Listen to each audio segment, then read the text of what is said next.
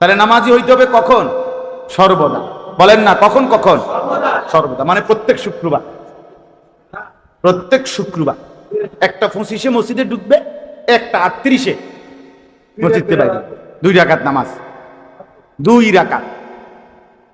রাকাত নামাজ পড়ার মধ্যেও গরিব দিকে চাইছে 18 বার।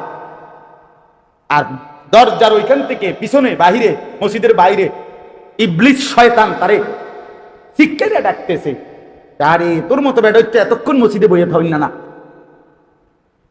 তাড়াতাড়ি বাইরো বেটা, তাড়াতাড়ি বাইরো বেটা। ইমাম সাহেব সালামটা ফিরাইতে দেরি জুমার নামাজে, পরে এমন কিরমি কামড় দেয়, বুঝেন না কথা, ফেটটা সাথে সাথে ইবলিসের ডাকে মসজিদ থেকে বাইরে। নাই তো 4 রাকাত সুন্নতে মুআক্কাদা ইমাম সাহেবের প্রথম কাতারের বয়স্ক মুসল্লি, তারা যে বছরের পর বছর পড়ে, তারা বেকুব দেখে পড়ে না? কথা বলেন না কেন? জুমার নামাজের 2 রাকাত ফরজের পরে যে আরো 4 রাকাত সুন্নত পড়ে, এই হুজুর এবং এই যারা পড়ে নিয়মিত, এরা বেওকুফ না? আর আমনে সালাক, আমনে সালাক। এটা হুজুরের আব্বা সম্পত্তি, হুজুরের বাড়ির থেকে আনছে দেখে এটা পড়ে। যদি কোরআন সুন্নাহর মধ্যে না থাকতো, রাসূলুল্লাহ সাল্লাল্লাহু আলাইহি সাল্লামের আমল যদি না থাকতো, তাইলে কি এটা হতো? এটা উলামায়ে কেরাম পড়তো? তাইলে এই জন্য সর্বদা নামাজ মানে কি? শুধু জুমা? কথা বলেন না কেন? শুধু জুমা? কয় ওয়াক্ত? 5 ওয়াক্ত। 5 ওয়াক্ত প্রতিদিন। হাকিমুল উম্মত মুজাদ্দিদুল মিল্লাত হযরত মাওলানা শাহ আশরাফ আলী থানভী রাহমাতুল্লাহি আলাইহি বলছেন, সুবহানাল্লাহ, দারুণ কথা বলছেন হযরত থানভী রাহমাতুল্লাহ বলছেন, কোন ব্যক্তি একটি নেক আমল করার পর যদি পুনরায় সেই নেক আমল আবার করতে পারে, তাহলেই প্রমাণ হয় পূর্বের নেক আমলটি কবুল হয়েছে। আমি এখন এমনি শেষ করে দেব, ওই 45-এ আমার বয়ান শেষ। আমি 45 পর্যন্তই বয়ান, অসুবিধা না। 45 বাজছে এখন, জি। তো এরপরে আপনি বুঝেন যে হাকিমুল উম্মত থানভী রাহমাতুল্লাহ আলাইহি বলেন,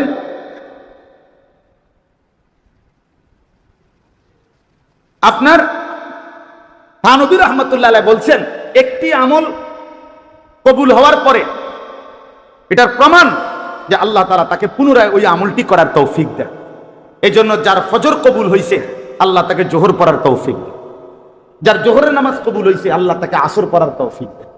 যা একবার সুবহানাল্লাহ বলছে, তো আল্লাহ যখন এটা গ্রহণ করে, তো দ্বিতীয়বার বলার তৌফিক দান করে।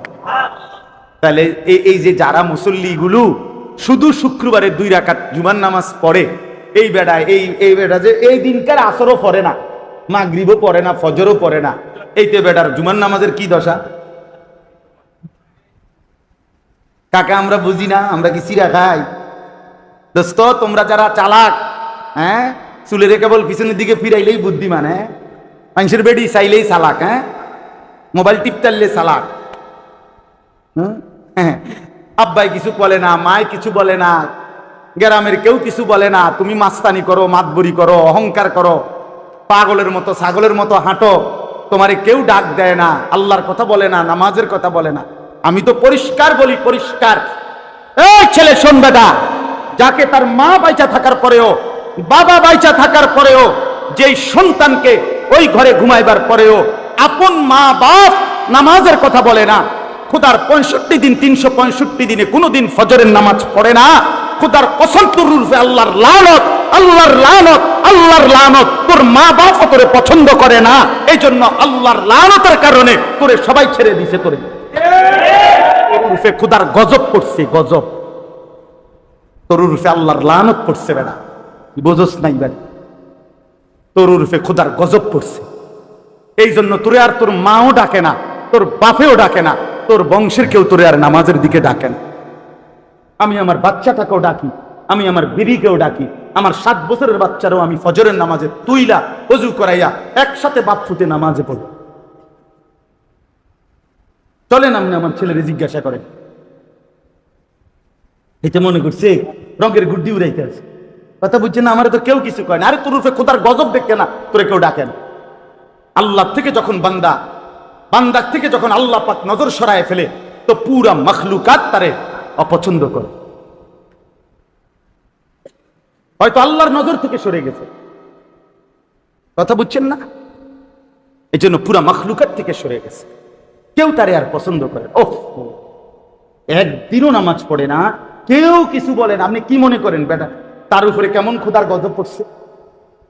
কেউ তারে কদ্দু ডাকেও না, কেউ কদ্দু জিঙ্গায়ও না, কিরে বেটা তুই যে এইভাবে একটা মুসলমানের বাচ্চা যে এইভাবে নষ্ট হয়ে যাইতেছ, ঘটনাটা কি তারে ফুট?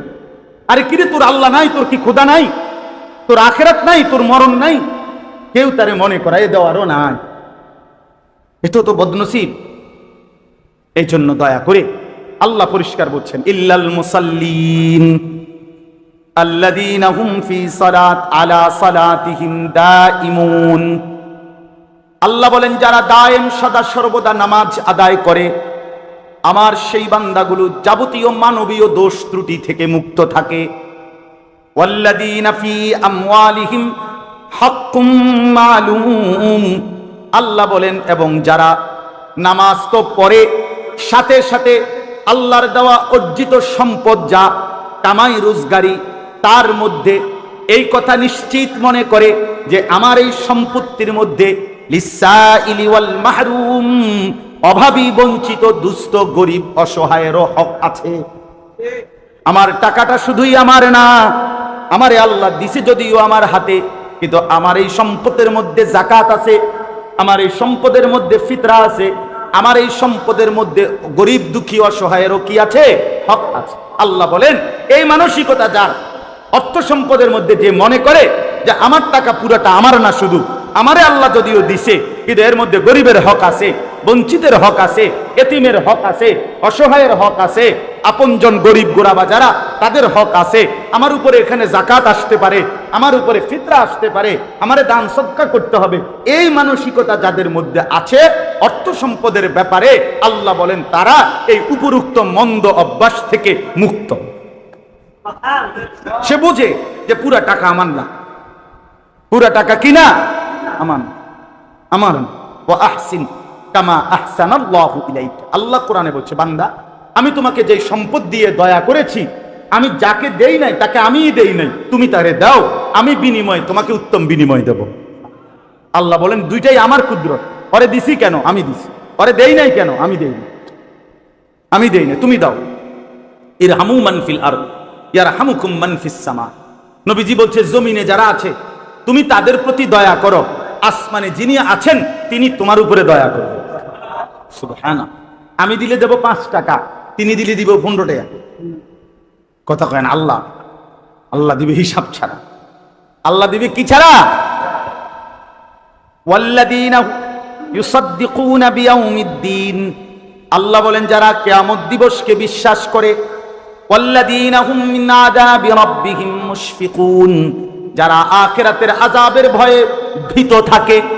ইন্না আযাবা রাব্বিহিম গায়রু মা'মুন, যারা আল্লাহর আযাব থেকে কখনোই নিজেকে নিরাপদ মনে করে না।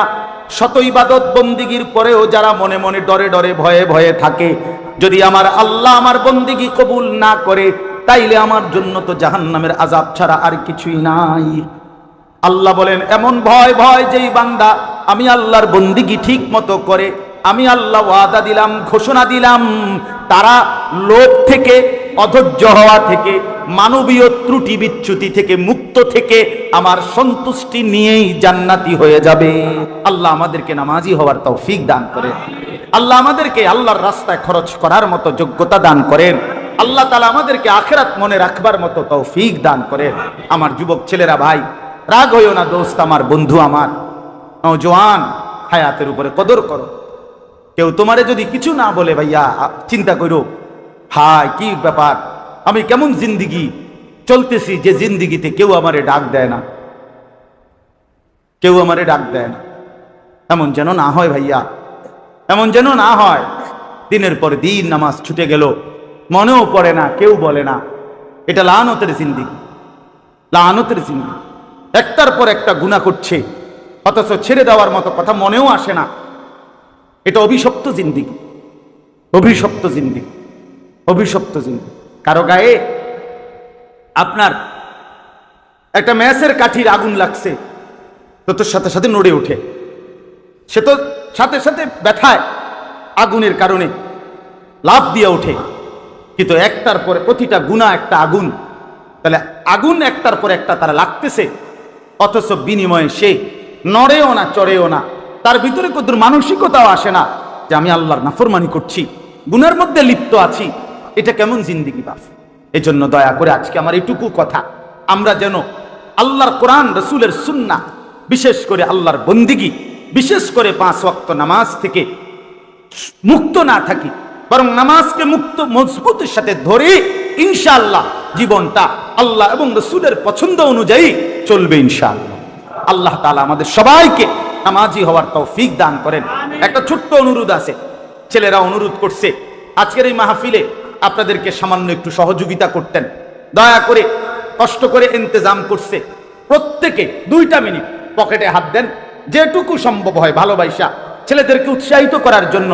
মুসলমানের নওজোয়ানরা মাহফিলটার আয়োজন করেছে, বড় সড়ো আয়োজন হয়েছে, অনেক বুজুর্গ ওলামায়ে কেরাম, আমার বড় ভাই সহ সব বড় বড় ওলামায়ে কেরামকে দাওয়াত দেওয়া হয়েছে। তো বড় প্যান্ডেলে বাহিরেই হতো, বৃষ্টির কারণে হয় নাই। আপনাদের কাছে মেহেরবানি করে অনুরোধ করছি, ফিরায়া দিয়েন না, আল্লাহর জন্যই খরচ করেন আপনার সম্পদ থেকে। আল্লাহ তাআলা আমাদের প্রত্যেককে তৌফিক দান করেন।